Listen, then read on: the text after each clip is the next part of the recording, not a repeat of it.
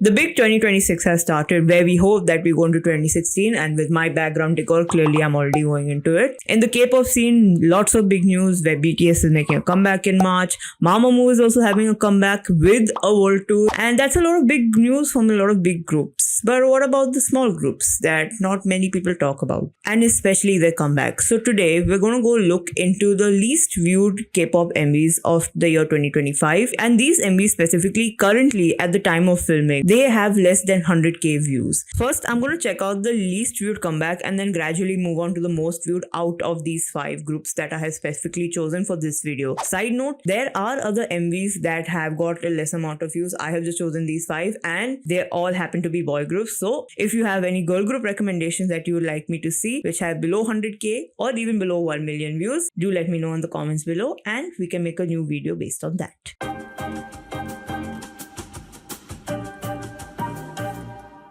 So actually, Apex was previously known as Like a Movie. They had a lot of company shifting. Currently, they consist of 5 members who are Siryu, Mingyu, Choha, Kede and Gyum. So technically, Apex made their debut in 2024 on July 14th with their single The Giant. And now we're going to be reacting to their most recent MV in 2025.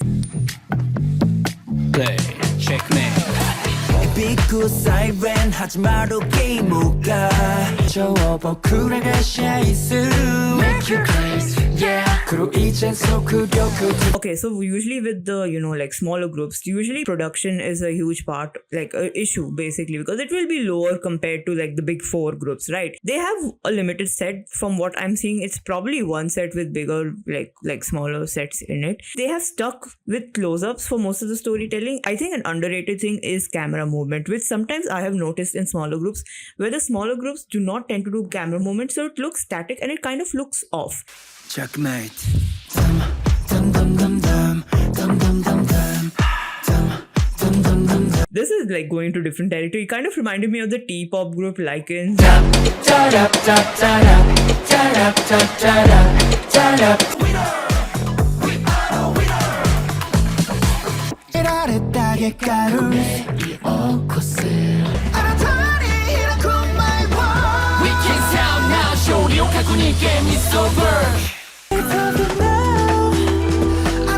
Short change happening.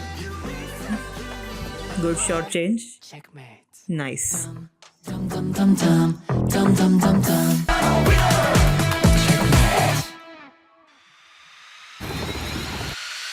Oh. Why would you immediately end it like this? I have taken courses in marketing. They didn't teach me as much as how K-pop has taught me. Always keep the group name at the end. For example, if you run this as an ad, which companies don't do nowadays, but if you run this as an ad, people can find your group name later. Yes, it does come in that little description box thingy, but the person remembers it more from the MV. Overall, it's a good song. I like the MV also because I am currently just starting. So I would like to keep my expectations nice. I would want to give it an 8.8, but for now, let's keep it at an 8 or 7.5. Let's see how the others are, and in the end, we'll rank it all.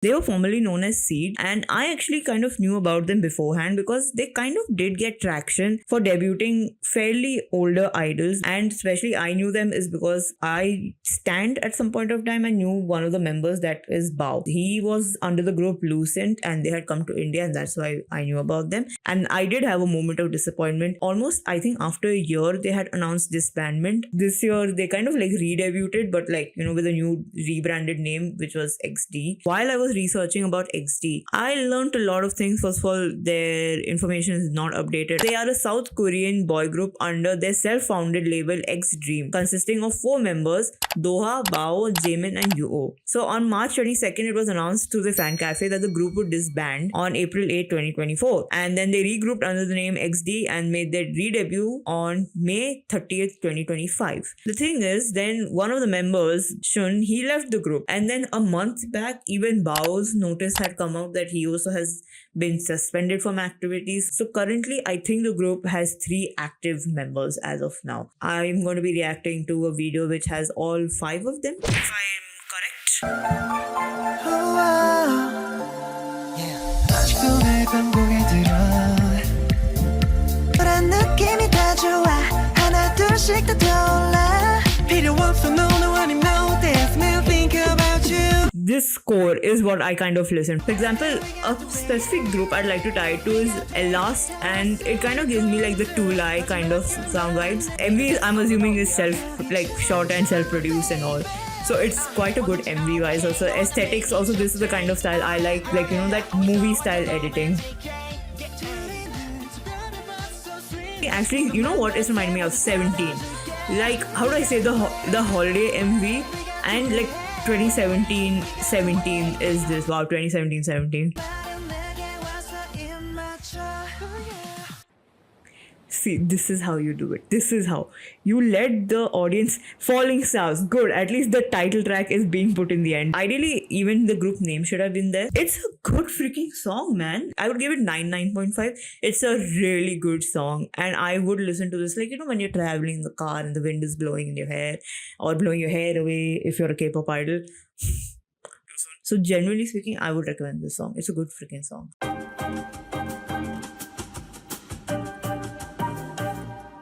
I feel like some of you might have heard the name. Unconsciously, you might remember it also. You'll probably know the group as Jae-chan's group. Jae-chan being one of the leads of Semantic Error, the BL. So DKZ, formerly known as Donkeys, is a 5-member group. The members are Joowon, Seyeon, Mingyu, Jae-chan and Jisoo. And they debuted in 2019 on April 24th with the album Donkeys on the Block. So this is the most recent release, and I actually did kind of hear it. And so we're going to check it out together again and let's see how it is.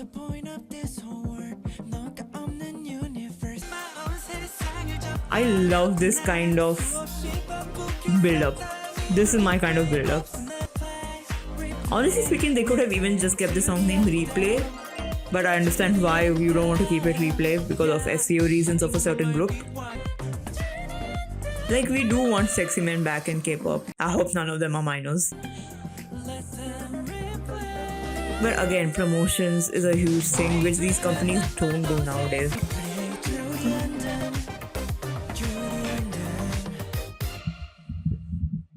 Oh, please give us an end card.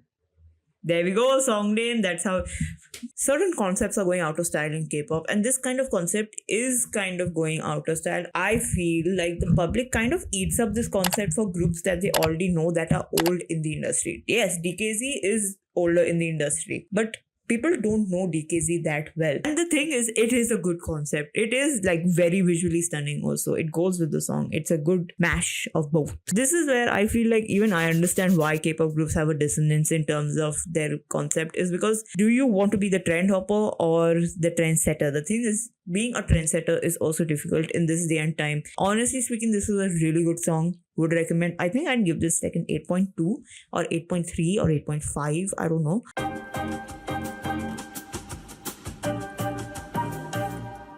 So I think people might already know BAE173, but in case you don't, so one of the members had participated in the survival show called Starlight Boys, and he had secured a place in the final lineup for the group that would be made from Starlight Boys, which is Polarix. But we didn't really hear from Polarix much. I don't think they made their Korean debut, but I think they made their Chinese debut. Basically, the member in concern, Hangul, he returned to BAE173. So it's just like, is Polarix happening? A little about BAE173 is BAE173 is an 8-member Korean boy group under Pocket Doll Studio, and the members are Hangul, Jaemin, Junso, Yoojin, Muzin, Youngso, Doha and Bit. They debuted in 2020 on November 19th with their first mini album Intersection Spark, and we're going to react to their latest MV, which is Turned Up.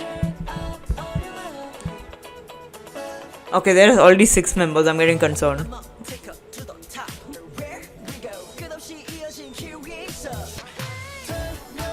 See, this is again like a callback from Apex, that even though you have one set, although this MV is made better in my opinion, again it is Pocket Doll after all, they have slightly more of a budget, that camera movements, even like camera movements includes in the post-production also, where keyframes and zooming in and zooming out makes a difference.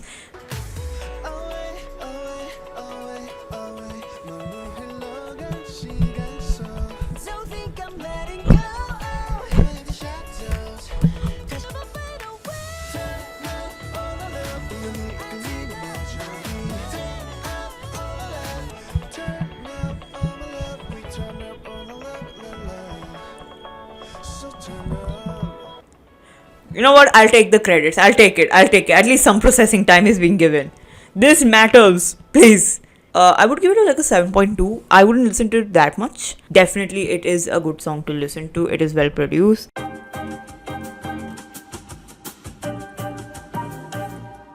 So we're almost done. We're on the last one. Yippee, you made it. So NTX, formerly NT9, is an 8-member group. The group consists of Hyungjin, Yoonhyuk, Jiha, Changhan, Hojun, Yunho, Sungwon, and Rohyun. They debuted in 2021 on March 30th with Kiss the World. And today we're going to be reacting to this song called Ice Love.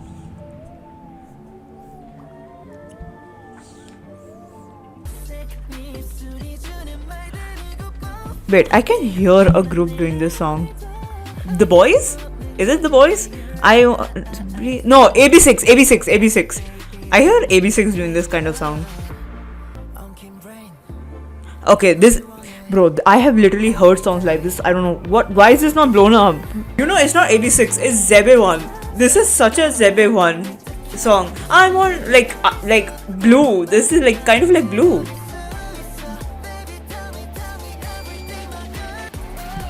If you like ZEBE1, you'll like this song. 100%. Give it a guarantee. I can literally hear ZEBE1 doing this song.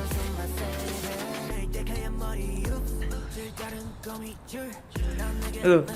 Don't do those green screen things. I generally hate green screen. Not as a person that, oh, look at my group doing everything by themselves. I just hate green screen because it's never usually done well.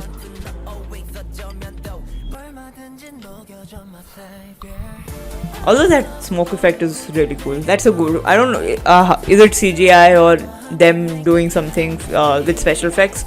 Nice effect, that one. Honestly, even the set design is pretty good. Like, it's full. Lighting is also there. This is another thing that in the smaller groups you don't end up seeing because, again, budgetary reasons and like this, while they're dancing, the lights flashing from behind, that makes it more interesting to view. This song end. Wait, don't tell me this is the end of the song. It is a 3-minute song. Why do I feel like it was 2 minutes? Did a bridge come? Thank you. You know what? I want to clap the mics in my hand. This is how you end it. The name of the song is there and the name of the group is there. Listen to the song. It's good.